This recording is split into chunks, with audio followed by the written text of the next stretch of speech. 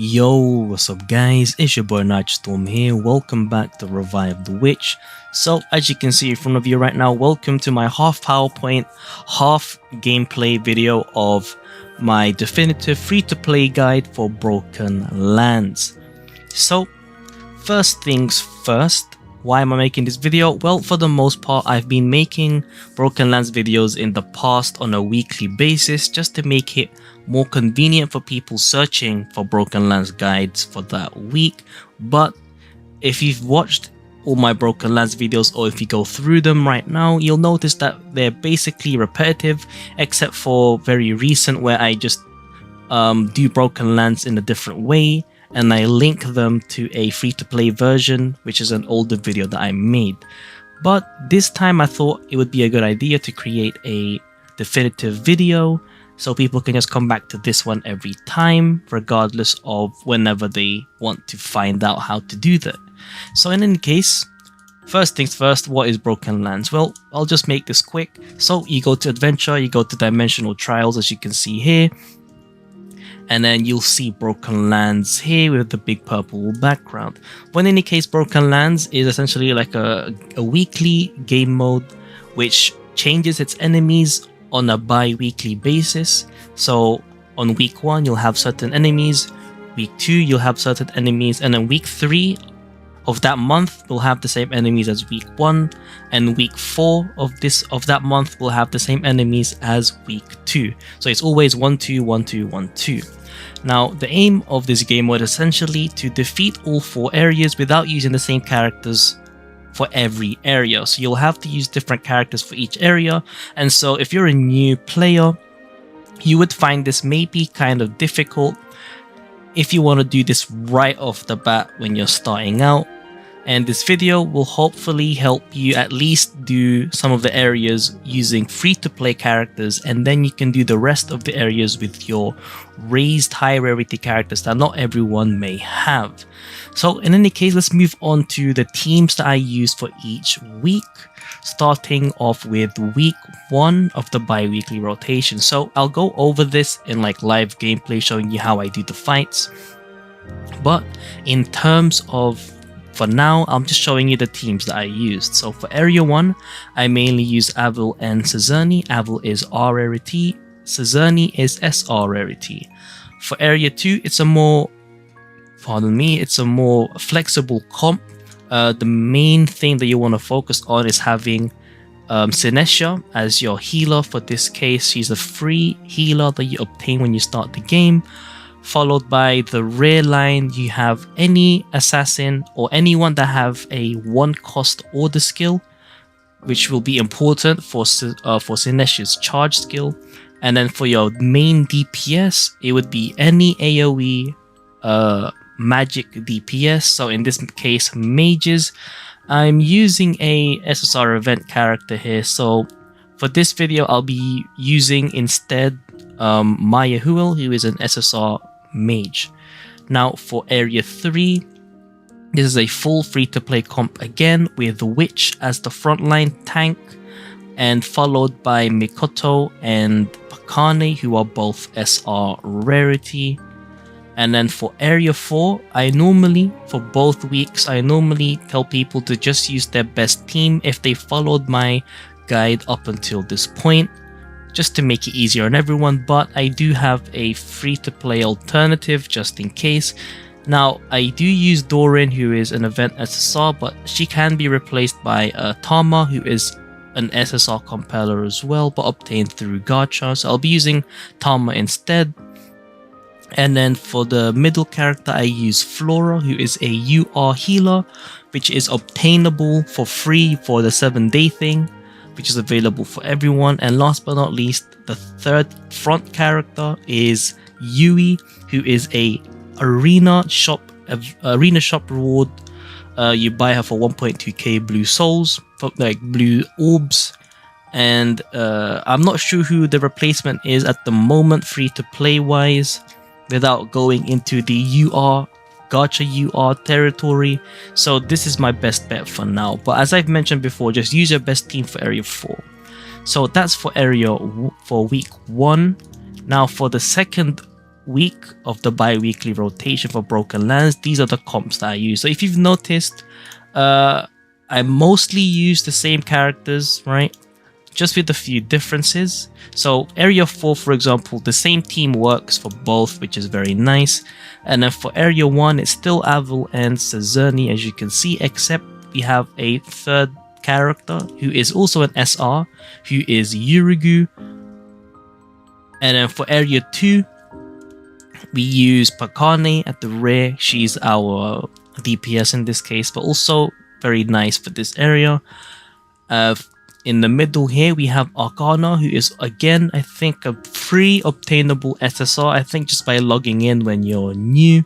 And then up front, again, we have a tank, who is our witch. Obviously, you can replace her by any tank if you have the characters. Now, for Area 3, we're again using Mikoto from previous week and Sinestia from the previous week, followed by a new SR tank, Setes, and again, I've mentioned before, week 4 is the same. So now that we've got that out of the way, let's first take a look at week 1. Alright, so before we get started with week 1, let's do some quick changes to our settings. So firstly, go to your system settings and change auto combat to free mode. This is very important. This applies to both weeks. And now that's out of the way, let's take a look at the characters that I use for week 1. So we're gonna go over all the dolls. So for Area 1, as I've shown in the video, we're using Avil and Sazerni. So this is Avil. As you can see, he's only geared with purple. Technically speaking, you don't actually need to gear him up or level him up that much. I made him Ascend 2 just because. And then next up we have Sazerni. Again, I only have her with purple equipment and not really raised that much as well. I forgot to mention, for Avil, the only important thing you need to use for Area 1 is the second skill. So only unlock up to the second skill and you are good. And for Sazerni, you don't need to unlock anything actually, you just need to use her first skill, so the rest is redundant. So moving on to Area 2, we are using the Assassin.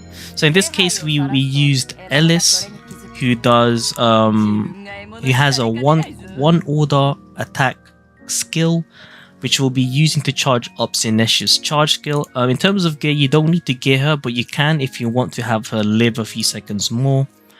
And then for Sinesia, just have her up until the first passive in terms of the tree, and you should be good. And then you can just raise her up as much as you want, and purple gear would still work just fine. And last but not least, for our mage, as I've mentioned, we're going to be using Maya Huel. So since your mage DPS is going to be in the front line, preferably speaking, you'd want her to be kind of tanky at the same time. And in this case, in terms of skills, I've raised Maya up until this point. It's like, you could say the most efficient, but obviously if you want to have her max level second skill, then you'd want to go through the other tree as well. Now moving on to Area 3, we use Pakane, Mikoto, as well as Witch. So for Witch, we're going to be using this kind of gear. I will update if I do require tankier stats on the Witch, but most likely not. And then we have Pakane. Again, her skill's not really needed. You can if you want more damage. The only important thing is her second skill here. And for Mikoto, you can raise her a little bit if you want, but I would suggest that minimum level 2 on her first skill, just to have a little bit of extra healing for 315% instead of 270%. Now moving on to Area 4. we will be using Tama. We'll be using Tama instead of Dorin. I have up to passive level 1, I guess. Purple gear. I'll update you if I need some legendary gear on my team for area 4, but if you're using high rarity characters like Tonel, for example, you're not going to be needing any legendary gear. You can do just fine with purples. In any case, the second character is Flora. Again, at least level 1 passive on the tree. And then last but not least, the Yui. In this case, you would probably need to raise her up a little bit more with level 2 passive, but I think with level 2 passive you don't need legendary equipment, but we will find out. But yeah, so now that we have all the characters shown and their builds, now let's do the actual clearing. Alright, so for area 1, as we've mentioned before, we're going to be putting Avil up front with Cezerni at the rear. So the reason why we have free auto is we're going to be setting S1 on Cezerni, S2 on Avil. Apologies for the slight lag, let me just lower the volumes. And during Arcana Burst, make sure you quickly tap S2 on Avil, just so it keeps the enemies stun locked. But essentially, as you can see from the comp, the main goal for this is to ensure that the enemies are essentially perma-stunned and they're unable to hit us, allowing us to essentially clear this stage with no effort at all. Obviously, the lower the level of your characters, the slower the clears. And there we go, we're slowly but surely defeating the Chrono Patrol guys. And there you have it. There you go, 72 seconds clear time, and that's about it. Now, this is just a side note. If you are curious, you can go to enemy info and take a look at their attacks, but I'll be just going it through for you guys. But yeah, for the first area, the enemy, the Chrono Patrol purples, they are resistant to magic damage. That's why I use physical. Now, moving on to area 2. If you take a look at the enemy info here, they look like the first guys, but in this case, they are resistant to physical damage, hence why we're using magic DPS here. So in this case, we're going to be using Maya up front, followed by Sinesha, followed by the Ellis, who is an assassin. So in this case, again, for the free auto, we're going to be using S1 on Ellis and S2 on Maya, and then if Ellis dies whenever, we swap that S1 usage to Sinesha. Here's that in action. So S1 on Ellis, S2 on Maya, and then you switch to S1 onto Sinesha, and then the rest is pretty much history. It'll take a little bit of time, but the team itself is relatively tanky thanks to your Maya. And there you go, finishing it off with S3 on burst mode, and there you have it. So as long as you have an AoE magic DPS that has an AoE or any damaging S2, you'll be able to clear it just fine. Okay, now let's move on to area 3. So in this case, if you take a look at the enemy info, we're up against Hellhound. So normally speaking, this stage is actually kind of difficult, but thanks to me, I have, obviously formed my cheese strat for Hellhound, and that is with the magic of Pakane and Mikoto. Now, we're putting Witch up front because she is free to play, and I just built her as tanky as possible, just so we have a little bit of a meat shield. The essence of this team is Pakane and Mikoto, and then we put Mikoto in the middle and Pakane at the rear. So for the free mode auto in this sense, we just use S1 on Mikoto, S2 on Pakane, and then S2 on Pakane on burst, and then you can just leave the game playing. So let's see that in action. So S1 on Mikoto, S2 on Pakane. So the aim of this is to capitalize on Pakane's S3 that freezes the enemy, whilst having Mikoto's S1 heal the whole team. And the reason for this is because the Hellhound actually has some pretty annoying mechanics. But thanks to Pakane's freeze, since the enemy Hellhound, since the enemy Hellhound was frozen when we hit the 50% HP mark, it was unable to summon a second Hellhound. So we're just fighting one of them instead, which leads us to an easy win. And then we can just let the game play for the rest of it, and that's about it.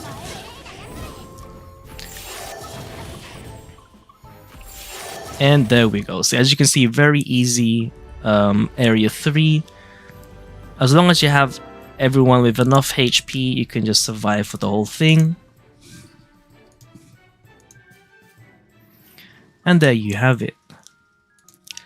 Alright, so for area 4, if you take a look at the enemy info here, we're fighting against this guy who is pretty tanky overall. He generates a shield for himself, so you do want someone that strips of their buffs. And he also damages all enemies, but this is not really too important. And now I'm not sure if I'm going to survive with the team comp that I have, but again, as per usual, if you followed my guide for week 1 up until this point, you can just use your best team to clear area 4 with ease with no gear requirements. But in this case, we're going to try using Yui, Flora, and in this case we're going to be using Tama.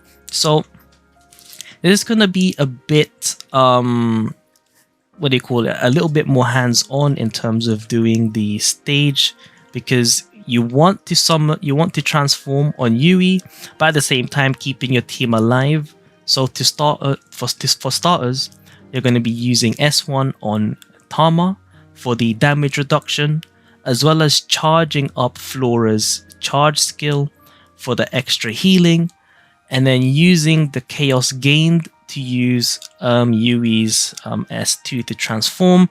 And then when Arcana Burst begins, you'll switch to Flora's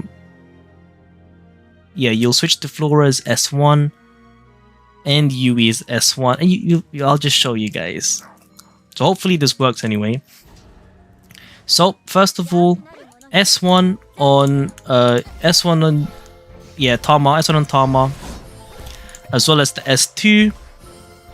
And now that we have Flora's S2 activated, we can now use Flora's S1 and then wait a little bit, just chill, play safe until Arcana Burst with S1, S2 on Tama and Flora. And then during Arcana Burst, you use S1 on Yui. And then now you can just basically finish things off with S1 on Yui and then S2 on Tama. But if you want to play safe again, S1 on Flora and then S2 on Tama. But as you can see, my Tama did just get defeated, so that's basically my fault anyway. So I'm gonna have to survive like this, but I think we'll be able to survive. We'll just have to see. Okay, so I was careless there, as you can see, but normally if you're outside of Arcana Burst, you set S1 on Flora, S2 on Tama, but you can switch to S1, S2 on Tama for both for the damage reduction. But yeah, as you can see, I was pretty careless, and even though I had purple gear, I was still able to survive. Obviously, the requirement would be, I think, Ascend 4 for Yui for sure. But yeah, there you have it for week 1 of Broken Lands. We did it with, no legendary gear and free to play characters for the most part. Now I know I've used Tama here and Maya there, but I think over time you will be able to obtain them pretty easily. But yeah, that's about it for week 1. I'll continue this once week 2 of the bi-weekly rotation is active. Alright, this is technically Nitro from the present. The old Nitro has recorded the week 1. This is currently week 2 of the bi-weekly rotation, and we're gonna go ahead and first take a look at the teams with their gears. So first things first, we're going to be taking a look at Area 1, and as I've mentioned earlier in this video, we're going to be using 3 characters this time. So Avil, again, is going to be our main crowd control / DPS. You know, I didn't change the gear from, from last week. And then we also have Sazerni. Sazerni is going to be up here. And then again, no change, same strategy with Sazerni S1 and Avil S2, but with the third character, who is Yurugu, she is essentially here just to delay the enemies, tank in the front line just for a quick moment. So give her as much HP and magic defense, emphasis on magic defense, as you can. Obviously I'm using purple gear, so you essentially don't need to raise it that much. Alright, now moving on to area 2. So in this area we're going to be using Wakane again with the same build, focusing on her S2. You only need to unlock it, as I've mentioned last time. Then our second character, this time we're using Arcana, which we didn't use on the previous week. As I've mentioned, she is a free character that you get for logging in during your first 7 days in the game. So again, as per usual, I've given her purple gear.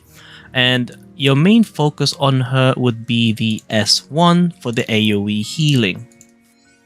And then last but not least, for Area 2, we're using Witch. Again, given her purple gear, she's mainly there just to tank a little bit. If we do die, that means I basically need better gear on her or level her up further, but unless I do future chapters, I won't be able to ascend her, as you can see there. Alright, moving on to Area 3. The same characters that we're using from last week is Mikoto, mainly again used for her S1 for the AoE healing, followed by Sinesha, who we did use last week as well, mainly used for her charge skill, not her healing. And last but not least, we're using a new character this time that we didn't use last week, who is Setez. As I've mentioned before, she is mainly going to be used for her S2, which is relatively similar to Avil, but you're not going to be able to stun lock the enemy that well, but it's good enough. Again, only purple gear, focused on physical defense. Last but not least, for Area 4, as I've mentioned before, it's mainly just your best team, but for this video, it's exactly the same as I used for week 1, which is Yui with all purple gear. But keep in mind, I do have her Ascent 4 with max evolution, so if you don't have these stats after equipping purple gear, then you might need to equip some legendary gear if you have some. The second character obviously is Flora. Again, just give her purple gear. I think you get her unique equipment for free, which I don't think you need, but it's there. And last but not least, if you've used her before, it's Tama.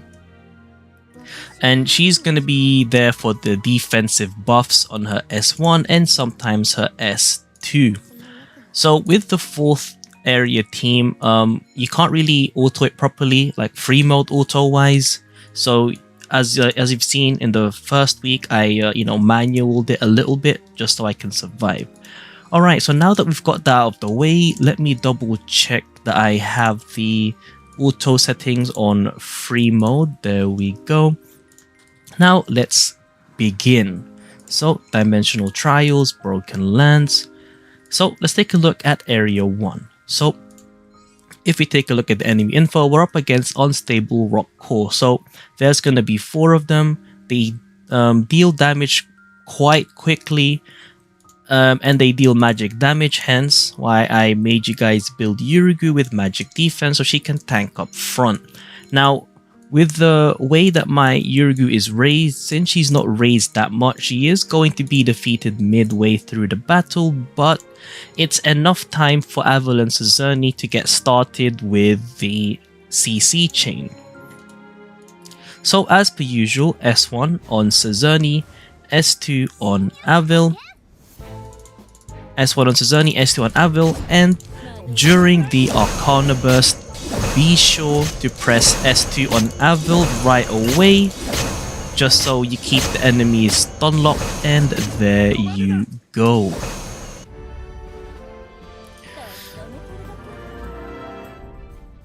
Okay, and that is area 1, so pretty straightforward stuff. You know, the Avel Sezerni combo is very nice for cheesing.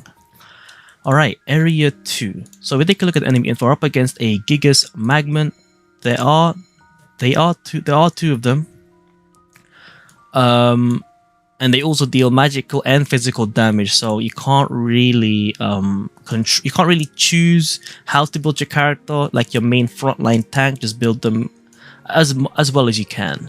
So in any case, for area 2, we have the Witch, who is our frontline tank up front, followed by Arcana, and followed by our Mage. Now, it doesn't really matter the order between Pakane and Arcana, but you know, just keep it like this because why not, right? And this time for the free mode auto, set S1 to Arcana and S2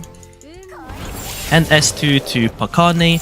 Now, as you can see, there's going to be a bit of RNG because of how the S1 works on Arcana.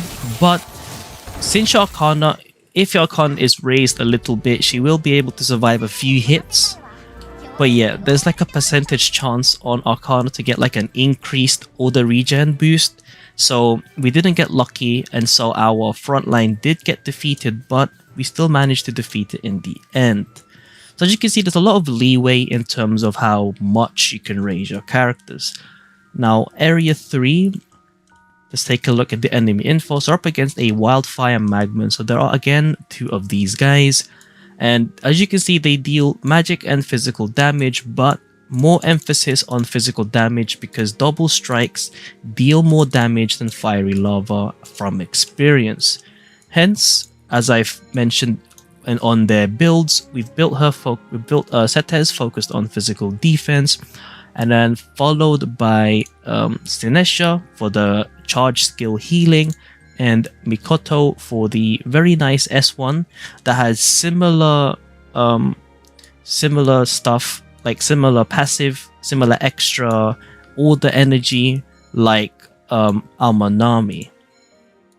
So again, in this case, we're going to be using S2 on Setez, S1 on Mikoto, and this one is going to be taking the longest to clear out of all of them. Don't be afraid about your Setez dying or not, because once Sinesha starts healing, there's basically no way that they'll lose.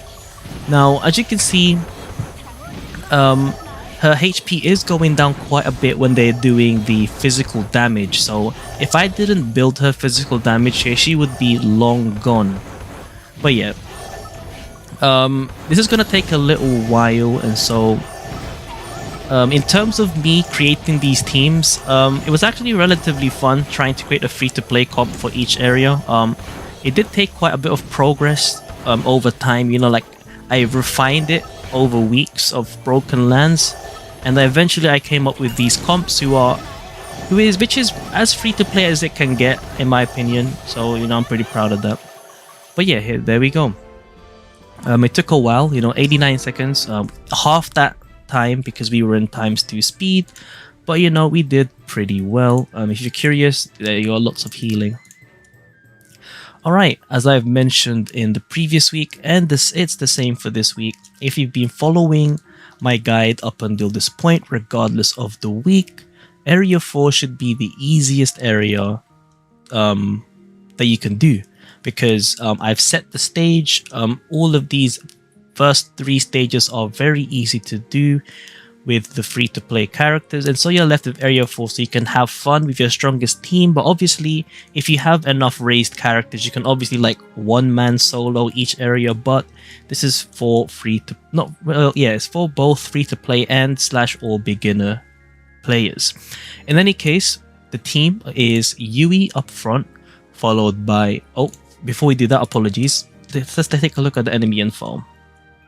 So we're up against a wildfire monster. There's only one of them. And if you take a look at the damage that it does more instances of physical damage more than magic damage. And so we're focusing on building your characters in physical defense. In any case, you up front, Flora in the middle, followed by Tama at the rear. Now, I haven't done this with Tama before. I've only been using Dorin, but Tama does have a more defensive skill set, and so we should be able to survive much easier. So again, this is going to be a little bit complicated, similar play style to Area 4 of last week. Hopefully I don't mess this up. But the focus is to get Yui S2 up as soon as possible.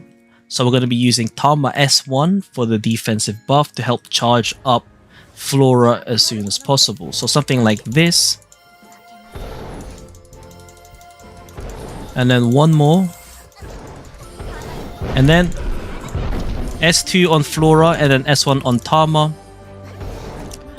Just what do you call it? Snail it out. S2 on Tama as well. And then during Arcana Burst, we have S1 on Yui. And then back to S1, S2 on Tama. It's going to take a little bit of time. I don't want to risk it. So outside of Arcana Burst, you do S1, S2 on Tama, just so we can get the charge skill up faster on Flora. And then during Arcana Burst, you set S1 on Yui. And now that the big guy is gone, just set S1 to Yui again. And there we go. But yeah, as you can see, you do need to pay attention when you're using this composition, because it's not an OP comp. You have to keep in mind the timing, the skills that you're using to ensure that your team lives through the big attacks. But yeah, there you go. We did manage to beat them all on the first try. So very nice. So there you have it for both Broken Lands. Alright, so since we've finished doing the gameplay part, we're nearing the end of this video, but before we finish, we're going to be going over the enemies for each of the week in the bi-weekly rotation, just for those that don't necessarily have the characters raised, but do have an assortment of UR characters, but still may be struggling. So, for the first area, yeah, we have the Chrono Patrol Purple. As I've mentioned earlier, these guys are resistant to magic damage, so it's recommended to use an AoE physical DPS. Single target does also work. It might just take a little longer, and keep in mind that the way they attack at random, and so rear light enemies could get attacked as well. And so if you don't have the crowd control like Avel and Cezerny combo, then you may need to have your whole team be a little more tanky or have someone heal you. Now for the second area, we have the Chrono Patrol Yellows. This is the opposite to the purples. These guys are resistant to physical damage, so you want recommended a magical DPS AoE. So similar setting to this one, having healing is good if you don't have the crowd control to prevent them from hitting you. Now Hellhound can either be challenging or very easy.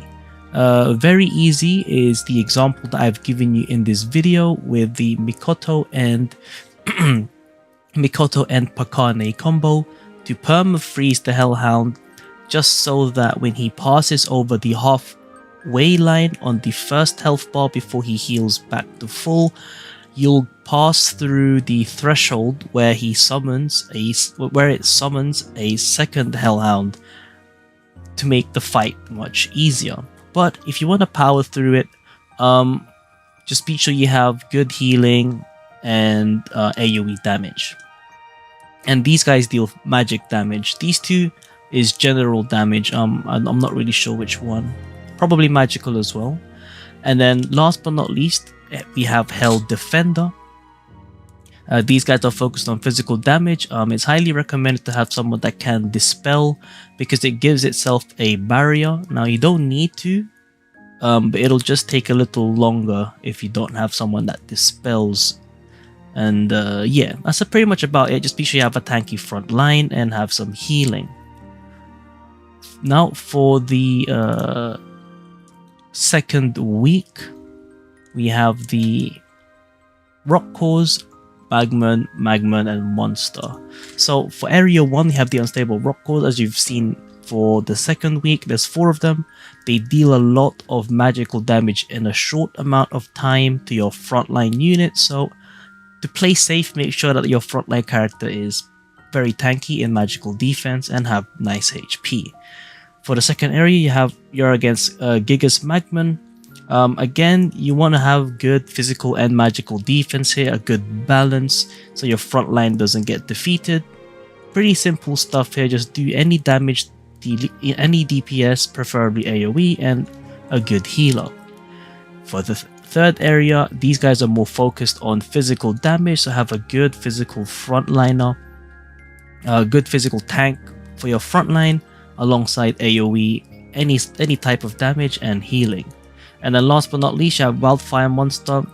We used the same team as the previous. This one's a little bit easier, but just don't get too carried away. It does have a pretty nasty AoE if your team is not raised enough, and it will wipe your team if you're not prepared. But yeah, there you go for the enemy overview. In terms of how to do the stages, I've already shown you through the gameplay, and that leaves us to our final slide. Thank you guys for watching this video. You know, it took a little while to make. The video itself might be a little long, but hopefully for those that haven't been able to do Broken Lands, or you know, just looking for a way to finish it, you know, just like maybe you learn something new. Hopefully it helps you in that sense. If you guys still got any more questions regarding Broken Lands or RevivedWitch in general, do let me know down in the comments down below. It's been your boy Nitrostorm. I'll see you guys in the next stream or video. Peace.